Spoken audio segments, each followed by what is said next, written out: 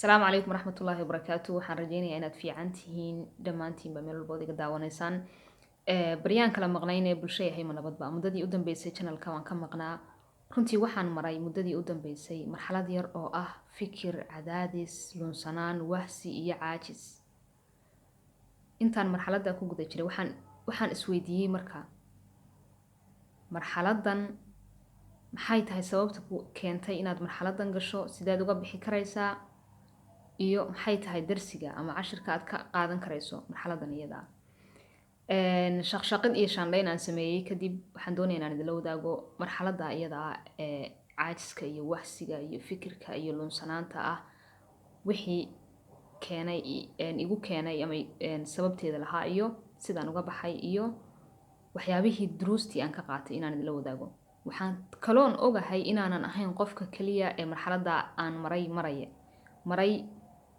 marxaladda aan maray inaanan ahayn anigu kaligay ay jiraan dad sideedoo kaleeto maaragtay marxaladda ama hadda ku jira ama maray ama mari doona haddii kadib. Waa iska caadi waa maaragtay dabiicada nolosha qofka bini'aadamkiihi siduu maaragtay u toosan yahay maxaa yeelay inagu ma nihin aalad ma nihin waxaana dad bini'aadama oo nool caajis baa iska iman karaya wahsi baa iska iman karaya sababuhu way kala duwanaan karayaan laakiin marxaladuhu isku mid bay noqonayaan. Qofku siduu iskaga toosan yahay mar inuu wadada ka yara leexdo qofku siduu maaragtay hawlihiisa qof maaragtay firfircoon u yahay in mar iska noqdo caajislow iska noqdo. Tan koobaad social mediaha sax waxaan ahay qof baraha bulshada isticmaala. Ma dhahayo baraha bulshada goob walba oo maaragtay ama bar walba oo kamid ah baraha bulshada waan isticmaalaa laakiin afar qaybood kaliya aan ka isticmaali jiray YouTube-ka, Instagram-ka, Facebook-ga iyo TikTok-ga oo dhawaan ku soo biiray. TikTok wuu igu cusub yahay hadda mar dhow baan bilaabay laakiin waxaan dareemayay dad badanna way iga xiran yihiin meel kasta bar walba oo kamid ah baraha bulshada waxaa iga xiran dhowr kun oo qof dad gaaraya 30,000 ama dhowr iyo 20,000 oo qof baa iga xiran. Marka dhowr iyo 20,000 ee qof aanu saaxiibaha ku nahay ama aanu ku midownay baraha bulshada qof walba wuxuu isoo weydiiyo ama qof walba doonaya inuu i barto ama qof walba doonaya inaan maaragtay noqono saaxiibo dhow ma wada qancin karayo mana wada gaari karayo iyadan xumo iga ahayn. Waan isku dayi jiray hadda wixii ka horeysay inaan qof kasta ma dhihi karayo laakiin dadka qaar inaan u jawaabo mararka qaarna aan ka gaari waayo. Hadda waxaan go'aansaday marka inaan wixii muhiim ah ama daruuri ah qofkii wax daruuri ah iga doonaya ama aad muhiim ah inaan u jawaabo inaanan cid kasta u jawaabin maxaa yeelay anigu waxaan ahay hal qof iska daa kumanaan qof 50 qof kaliya ma qancin karayo 50 qof lama hadli karayo 50 qof waxa laga yaabaa familkayga intaan la xiriiraba inay iska yar tahayba marka familka marka laga baxo 50 qof oo asxaab tihiin ama aad walaalo tihiin lama xiriiri karaysid ma qancin karaysid qof kasta wuxuu doonayo uma samayn karaysid. Marka waxaan bilaabay inaan go'aansaday baan ka wada hadeertan inaan social mediaha aan iska yareeyo intaan iska yareyn kaliya inta kaliya ma ahan waxaan arkaa mararka qaar anigoon doonayn inaan wax qabto inaan waxba sameeyo aan doonaynin Instagram-ka intaan iska galo ama Facebook-ga ama meel intaan iska galo baraha bulshada kamid ah iskaga jira waqti aad u badan saacad 2 saac oo ku jiray baan arkaa anoon garanayn wax sabab oo u soo galay marka horeba sawir buu ii dhiibaa video buu ii dhiibaa mar dambe markaan daalaan isweydiiyay dhahaa indhuhu igu xanuunaan meesha maxaad kaga jirtay markii horeba maxaad ka soo doontay sida si la eg YouTube-kan soo galaa wax baan iska daawadaa kolba muuqaal yar oo ciwaankiisu i anfacaan arkaa waan ku yara leexdaa ku kalaan aadaa waxaan arkaa saacado badan anigoo maaragtay kolba mowduuc uga boodaya sida maaragtay baalaleyda ama balanbaalista oo kale. Marka social mediaha waxaan ahay qof ku jira YouTube-ka marka la yiraahdo social media la isku wada daro ama baraha bulshada la isku wada darana meesha kaliya anigu wax ka faa'iido islaayahayna dad baad uga faa'iideysaa waa YouTube-ka oo uu ka duwan yahay meelaha kale dabcan isagu waa muuqaalo kaliya laakiin muuqaalada laftirkooda waxay iska yihiin tira dhaaf kuwa aba jiro maaragtay aan waxba adiga ku taraynin mar aad iskaga leexato haduusan jirin wax kugu xadidan oo aad u galeysay inaad in badan waqti uu ka qaato adigoon dareeminba ama aan ku baraaruginba. Taas waxay ahayd social mediaha on go'aansaday ogaadayna inaan maaragtay waqti badan iga qaato go'aansadayna inaan iska yareeyo isticmaalkiisa iyo waqtigu iga qaatay intaba haddaan soo galay meel walba danta aan u soo galay marka hore aanan galin inaan xadido hadduu yahay applicationkaasi midaan aniga i anfacaynin ama aniga waqti un kaliya iga qaadanaya aan manfac aanan ka helaynin inaan iska delete gareeyo oon ka saaro teleefankayga ama laptopkayga. Tan labaad, hurdada. waxaa jirta 2 sano oo nolosheeda ka mid ah oo aanan habeen seexan. waxaan seexan jiray fajriga markaan tukado ilaa iyo duhurkii. dabcan waxaan kala kulmay mushkilado badan oo dhanka caafimaadka ah. waan maaragtay aad baan maaragtay u dhibsaday habeenkaa la soo jeedayay maalinkaa la seexanayo iyadoo bii'ada aad la nooshahay ama deegaanka aad ku nooshahayna uu saameyn kugu yeelanayo. haddii aad ku nooshahay deegaan habeenkii laga soo jeedo maalinkii un la seexdo, adigana saameyn bay kugu yeelanaysaa ama la dhafarta la badsado waqti dambe oo late la seexdo. taasna waxay kugu kalifaysaa salaadu inay kaa tagto. inaan fajri kadib seexdana sababihii igu kalifi jiray waxay ahaayeen inaysan fajrigu iga tagin. salaada subax markaan tukado iska soo jeedo ilaa fajriga, salaada subax markaan tukado kadib aan seexdo si aan intaa u seexan karayo muddo xidhiidh ah oo aanan hurdada aysan iga kala go'in. ramadaankii markay ahayd hadeertan waxaan bilaabay marka anoo habeenkii seexda maalinkiina soo jeeda baa waxaan bilaabay maadaama ramadaanka habeenkii la iska cibaadaysto habeenkuna uu iska yaryahay inaan habeenkii soo jeedo maalinkiina seexdo. kadib jadwalkii ramadaan kadib uu iisoo noqon waayey. alxamdulilah hadeertan waxaan seexdaa cishaha markaan sidaa u tukado ilaa iyo fajrigii waa 8 saac ama 8 saac iyo badh saafi ah oo xidhiidh ah, igu filan igana badan. maalin oo dhan waan soo jeedaa, waqtigaygaan ka faa'iidaystaa.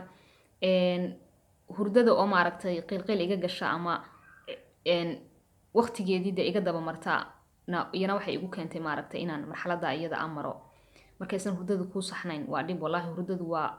muhiim, aad iyo aad bay muhiim nolosha aadamaha ugu tahay. marka haddii aadan hurdo kugu filan seexanin waxna ma qabsan karaysid maalintaada. kale ee saddexaad, diiwaanka waxyaabaha aan doonayo inaan barto ama aan ka qabto social media sidaan horeyba u sheegay. waxaa jirta inaad doonaysid inaad luuqad baratid ama koorsooyin qaadatid ama mowduuc gooniya ama xirfad gooniya aad baratid. waxaad arkaysaa social media markaad soo gashid meeshu doonaba ha ahaado, kolba waxaad arkaysaa mowduuc kusoo jiita ama xirfad aad ka hesho ood istiraado wallahi xirfadan waad u baahan tahay inaad baratid, koorsigan waad u baahan tahay inaad qaadatid. marba mid baan aadaa anoo doonaya inaan wax barto ama aan wax faa'iideysto, haddana wixii uusan ii xadidnayn. waxaa la yidhaahdaa waxaadan qiyaasi karaynin ma maareyn karaysid. marka waxaan go'aansaday oon sameeyey oon jadwal u degsaday, haddaan doonaya inaan barto tusaale ahaan 2 luuqadood haddaan doonaya inaan barto, inaan hal ka mida doorto inaan barto sanadkan. qasab maaha inaan waqti u xadida luuqaddu, maxaa yeele mararka qaar sanad ka badan bay kugu qaadan karaysaa, laakiin inaan hal mida doorto inaan sameeyo. haddaan doonaya inaan maaragtay barto 10 xirfadood, xirfadaha iska fudfududee bilooyinka un qaadanaya waqtiga badan aan qaadanayn, haddaan doonaya inaan 10 xirfadood barto 4 ka mida ama 5 ka mida inaan qaato, 5ta kalena sanad kale aan u dibdhigtay iyo waqti kaleeto markaan kuwan kasoo jeesto. iyana inaan maaragtay u sameeyay jadwal meel walba oo aan galaya iyo wax walba oo aan raadinayo ina ii cad yihiin oon garanayo, aanan kolba mawduuci iga soo horbaxa iskaga leexan, oonan ahayn sida ilmo yaroo dugsiga loo dirayo markuu ciyaal meel ku ciyaaraya arkaba iskaga leexdo la yara ciyaaro waqtiga sidaa ku lumiya ama dugsiba aan aadin. marka taasna waxay igu keentay inay maaragtay waqtina iga lumo waxna aanan qabsanin. waxayna ka mid tahay waxyaabaha aan ka waantoobay hadeertan kuna baraarugay dhowaan. tan afraad, waxaan samayn jiray qof walba dee ama wuu shaqeeyaa, shaqadu qasab maaha inay dhaqaale kaa soo galo. haddii la doono guri baa laga shaqeeyaa, gurigaagaad ka shaqaysanaysaa. haddaad rabtid banaankaad ka shaqaynaysaa ama waxbaad baranaysaa. meeshaa doontaba ku bara, guri iyo banaan meeshay doonto ha ahaato. marka adduunyadan qof ku nool oon dee wuxuun qabanin oon gacmaha taagtaagin ma jirto. waxaan samayn jiray awal maalin walba, isbuuca iyo bisha iyo sanadkuba isku mid bay ahaayeen. ma jirin maalin aan si gaara fasax u qaato. jaamacadoo kale haa 2 maalin aan fasaxaya ama 3 maalin 4 maalin baan dhigan jiray, 3 maalin aan fasaxa ah. 2 maalin waxaan lahaa maaragtay meel baan aadi jiray, 1 maalin baan maaragtay guriga joogi jiray. halka maalinna ma ahayn maalin nasniye ima ahayn, guriga un baan joogaa, wax barasho ma aadi jirin, laakiin dee weli nasniye ima ahayn. waxaan marka dhawaan go'aansaday hawl adduunyo dhammaad ma laha, mashquul adduunyana dhammaad ma laha, meel markaad kasoo jeedsataba dhinac kaleeto un baa qalaalan weli. waxaan go'aansaday inaan qaato 1 maalina oo fasaxa, maalin fasaxa isbuuci laazim inaan qaato, qasab inaan qaato. maalinkaas waxba aanan qaban, waxna aanan baran, waxna aanan ka shaqaynin, naftayda un aan ka shaqeeyo waxaan jeclahay ama aan doonayay ee maskaxdayda iyo maankayga kasoo degay inaan sameeyo, inaan nasta maalinka. maalin fasaxan qaatay taasoon horay uga mid ahayn jadwalkaygii ama caadooyinkaygii hore. kale ee shanaad in aan anigu fahmo jirkayga waxyaabaha aan cunayo ee uurkayga galaya iyo waxyaabaha aan oogadayda marinayo sidoo kalena aan jimicsi sameeyo jimicsi weyn ma samayn jirin laakiin hadda ka hor waxaan samayn jiray socod baan samayn jiray maalin walba inaan socdo ugu yaraan saacad ilaa iyo saacad iyo badh aan socdo muddadii dambe hadda marxaladda ku jiray iyo wixii ka yara horreysayba waxaan iska joojiyey socodkii oo ahaa waxa kaliya ee jimicsi ii ahaa ama layli ii ahaa in anigu sameeyo taana waxay igu dhalisay inaan caajiskii iyo wahsigii iyo ay ugu bataan marka waxaan dib u bilaabay hadeertan inaan fahmo jirkayga waxa aan maaragtay jirkaygu diidayo iyo waxa uu doonayo wuxuu u baahan yahay wuxuusan u baahnayn waxa aan oogadayda marinaya iyo waxa uurkayga galaya intaba baaritaan badanna aan sameeyo si aan cilmi u kororsado oon wax uga faa'iido taasoo ahayd mid aanan hadda wixii ka horreysay aan haddaan sameeyo xataa aan ii ahayn mid caado ii ah oo joogta iyo aan ii ahayn tan kale naftayda inaan khaladka u ogolaado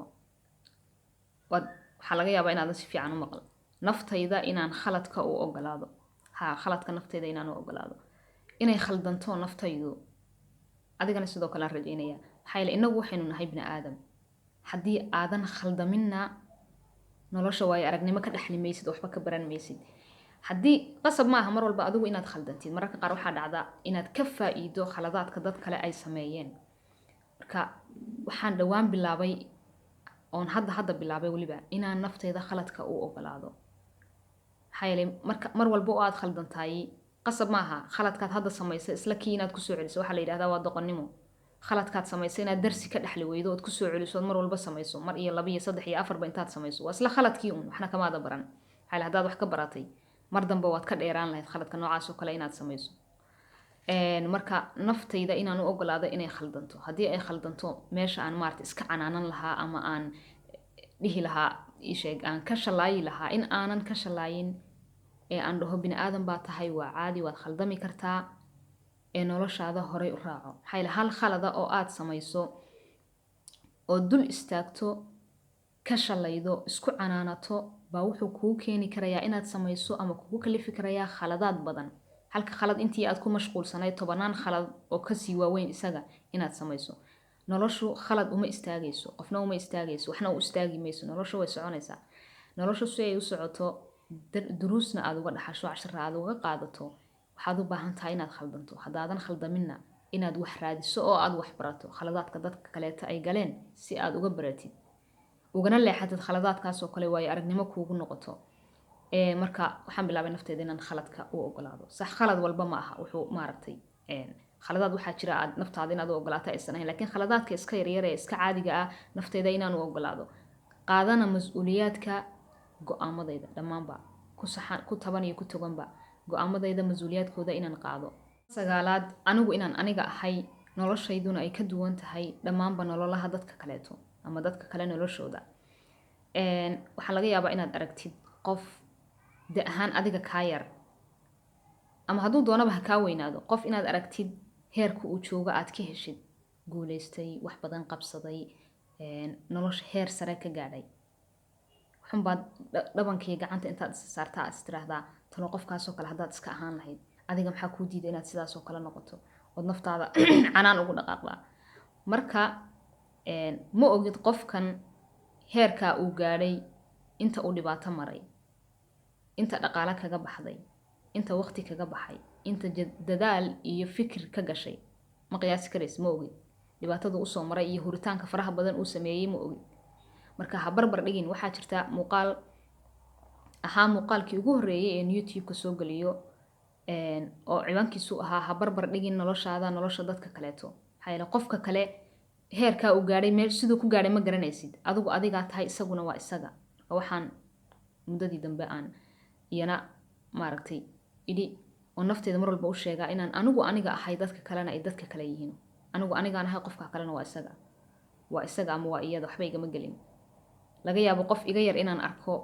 oo qabsaday wax aanan anigu qabsan oo aad u badan qabsaday guulo badan gaadhay waxaan dhahaa noloshiisu waa noloshiisa ana nolosheedu waa nolosheedu way ka duwan tahay noloshiisa marka qasab ma aha inaan isbarbardhiguna bini aadamku si guudba wuxuu jecel yahay inuu wax isku soo dhadhaweeyo oo wax isku qiyaasto oo wax isbarbardhigo aad buu u jecel yahay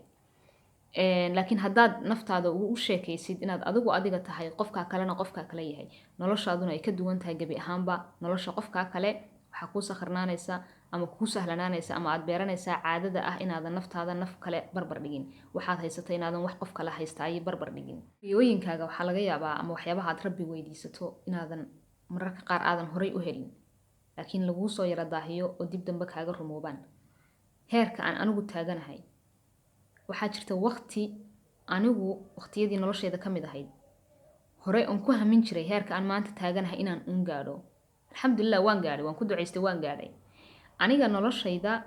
aan hadda ku noolahay ama heer walba oon hadda aan gaadhay anigoon dhahayn isfaaninaynin ama aan dhahayn waxaan ahay qof maaragtay guulo badan gaaray ama wax noocaasa laakiin heerka aan maanta taaganahay waxaa jira dad badan oo ku hamiya inay gaadhaan wax uun anigu aan haysto ku hamiya inay maalin uun helaan marka noloshaydu gabi ahaanba way ka duwan tahay dhammaan nololaha dadka kaleeto ama xaaladahooda way ka duwan tahay aniguna waan ka duwanahay dadka kaleeto kormeero naftayda ama ku sameeyo kormeero naftayda taasoo ujeedadeedu tahay inaan dhaliilahayga iska toosiyo waxaa jirta caadooyin aan wanaagsanayn ama waxyaaba aad u qabatid si wacyi la-aana aadan ku baraarugsanayn laakiin markaad samaysid kormeere waxaa kuu sakharnaanaysa inaad dhaliilahaaga adigu iska toosisid adigu aad noqotid qofka masraxa taagan iyo qofka isdaawanaya intaba markaad adigu masraxa taagan tahay dad baa ku daawanaya dadkaas waxay arkaan waxaadan adigu iska arkin laakiin adigu wareega ama goobada aad ku jirta markaad ka baxdid eed noqotid qofka la daawanaya iyo qofkii daawanaya labadaba aad isu noqotid waxay noqonaysaa waxaa weeyaan markaas kormeeraad naftaada ku samaynaysaa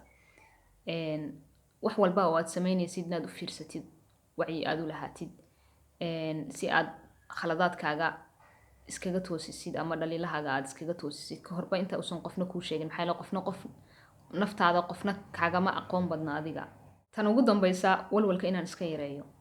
sax adduunyadan walwal lagama waayo wax walba oo aad qabanaysid xunbaad walwal arkaysaa haddii aad maanta hawl aad qayb qabatay hawl kuu taalay qaybina kuu dhimantaa waad ka walwalaysaa goormaad qaybtaa kale ku dhiman qaban doontaa marka maadaama oo adduunyadan aan walwalba laga waayin hawlna aysan dhammaad lahayn iska daa aakhira inaad u shaqaysataa adduunyada inaad u shaqaysataa baaba yaa sheeko dheer iyada laftirkeedu marka walwalka inaan iska yareeyo waxba aanan u walwalin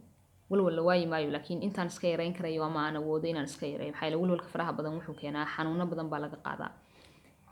waxna laguma qabto walwal wax kugu dhici lahaa kaa celin maayo kow horta irsaaqada ilaahi subxaana watacaala baa gacanta ku haya geerida iyo nolosha ilaahay baa gacanta ku haya marka wax loo walwalaba ma garanayaba bini aadan baan iska nahay wixii naga maqanba waan u walwalnaa ilaa inta aan ka helayno marka aan ka gudubnana marxaladda ayada aqoon uma lihin inaan ka gudbayno maxaa yeelay qaybka iyo waxa maqan ma ogin haddaan ogaan lahayn sida aan u walwalayno umaanaan walwalnayn marka waxaa jira maqaal dheer oo hadda ka hor aan ka akhriyay facebooka ka akhriyay wiil baa soo qoray wuxuu ka hadlayay markii uu guursanayay sida uu guurka uu ula ahaa wax aad u weyn wuxuu yidhi maalin iyo habeen isleh baan wuxuu yidhi fikir ay ii ahayd buu yidhi habeenkii markaan seexdana riye iyo wuxuu yidhi walwal iyo walbahaar baan la seexday aroortii markaan soo kacay wuxuu yidhi masaajidkii markaan imid wuxuu yidhi salaad baan iska galay bir wax alla waxay tahay aanan garanayn waan ka baxaa mid kalaan galaa wiilan saaxiibanahay baa soo qabtay wuxuu yidhi waan walwalsanaya waxba ma ogiba wuxuu yidhi waxaan qiyaasanayaa oon maskaxda ka sawiranaya waxyaaba aan dhici karin dhicina dooninba wuxuu yidhi tartiib markaan meeshii yimid oo wax walba oo aan ka cabsanayay aan islahaa uu dhacaya uusan dhicin meherkiina uu dhacay hawshiina wuxuu yidhi waxaan ka filanayay baysan noqon daqiiqada yarba ay qaadatay masaajid baan ku dhigtay oo wuxuu yidhi masaajidka markaan banaanka uga soo baxay waan aamini waayey waxaan isiri waxaan maalmo dhan la walbahaarayay een la seexan lahaa een la walwalayay haddaan ogahay inuu sidaa u dhib yar yahay ma walwali lahayn haddaan ognahay waxaas inuu yahay waxaan ka gudbi doono ama wax iska sakhiran ama sida uu ku dhammaanayo waxa aan ogaan lahayn walwalku uu yaraan lahaa wax badan oo noloshaada aad soo dhaaftay ood horey uga walwali jirtayna markaad hadda xasuusatid waxaad istiraahdaa haddii mar labaad waxaas uu igu soo noqdo ka walwali maayo maxaa yeele mar horaaba kasoo gudbay waxaan filayaa inaan soo gaarnay dhammaadkii muuqaalkan haddaad ka heshay suulka saar si aad noogu soo biirto subscribe taabo wixii fikir iyo ra'yi isweydaarsiya ama aad jeceshahay channelka inaad ka aragtid qaybta hoose ee faalada noogu reeb waa inoo muuqaalka kan xiga insha allah nabadii caafimaad baan idinka tegay asalaamu calaykum waraxmatullahi wabarakaatu